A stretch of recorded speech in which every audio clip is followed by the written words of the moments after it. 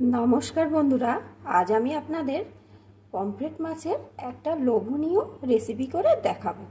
তার জন্য এখানে আমি কয়েকটা পমফ্রেট মাছকে কেটে ভালো করে ধুয়ে পরিষ্কার করে নিয়েছি। এখন আমি এই রেসিপিটি কেমন করে করছি বন্ধুরা, প্লিজ একটা লাইক দিয়ে দেখতে থাকুন। মাছগুলোর ভিতরে প্রথমে আমি দিয়ে দেবো একটু লবণ, একটু হলুদ গুঁড়ো,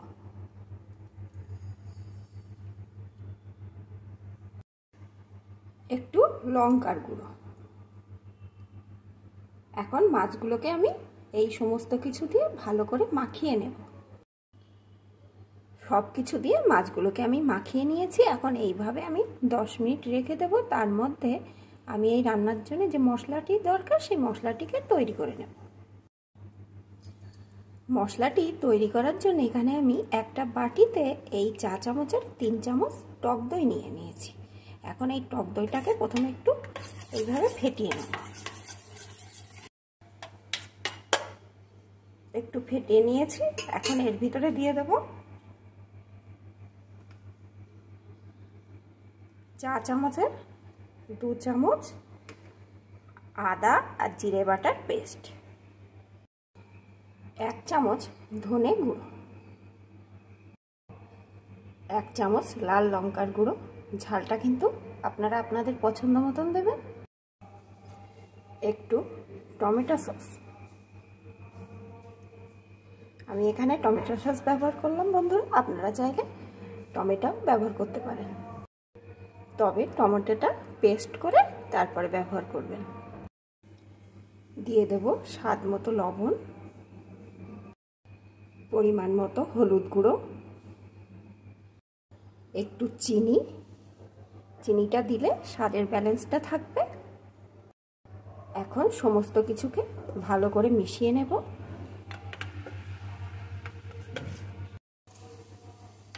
টক দইয়ের সাথে মশলাগুলো সুন্দর করে আমি মিশিয়ে নিয়েছি। এখন আমার রান্নার জন্য মশলাটা কিন্তু রেডি। এখন আমি রান্নাটা শুরু করছি। রান্নার জন্য এখানে আমি কড়াইতে পরিমাণ মতো সরষের তেল দিয়ে দিয়েছি। তেলটা গরম হয়ে গেছে। এখন আমি মাছগুলোকে দিয়ে প্রথমে ভেজে নেব।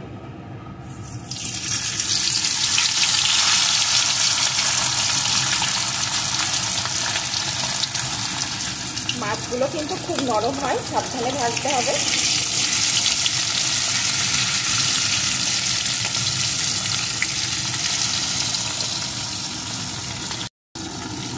মাছগুলো এপিট ওপিট করে আমি একটু ভেজে নিয়েছি। এখন তুলে নেব। তুলে নিয়ে বাকি মাছগুলোকেও এই একইভাবে ভেজে নেব। সব মাছগুলো আমার ভেজে তুলে নেওয়া হয়ে গেছে। এখন এই তেলের ভিতরে দিয়ে দেবো একটা শুকনো লঙ্কা, একটু গোটা জিরে। ফোড়নগুলো একটু লাল লাল করে ভেজে নেব। এখন দিয়ে দেবো এর ভিতরে একটা পেঁয়াজ কুচি। পেঁয়াজ কুচিটাকে একটু ভেজে নেব। একটু ভেজে নিয়েছি। এখন এর ভিতরে দিয়ে দেবো আমি 1 চামচ থেতো করা রসুন। এখন রসুনটাকেও একটু ভেজে নেব। পেঁয়াজের সাথে থেতো করা রসুনটাকেও আমি সুন্দর করে ভেজে নিয়েছি। এখন আগে থাকতে যে মশলার পেস্টটি তৈরি করে রেখেছিলাম সেই মশলাটা দিয়ে দেবো।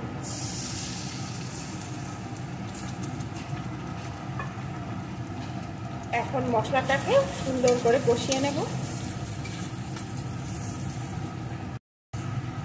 মশলাটা সুন্দর করে আমি কষিয়ে নিয়েছি। দেখুন বন্ধুরা, মশলাটার কালারটা কত সুন্দর হয়েছে।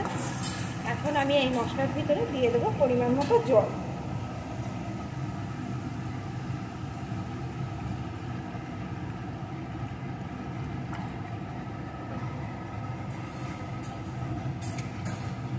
এখন এই ঝোলটাকে ভালো করে ফুটিয়ে নেব।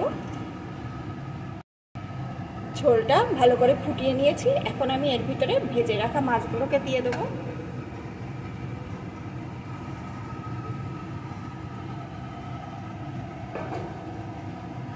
সাথেই দিয়ে দেবো কয়েকটা চেরা কাঁচা লঙ্কা।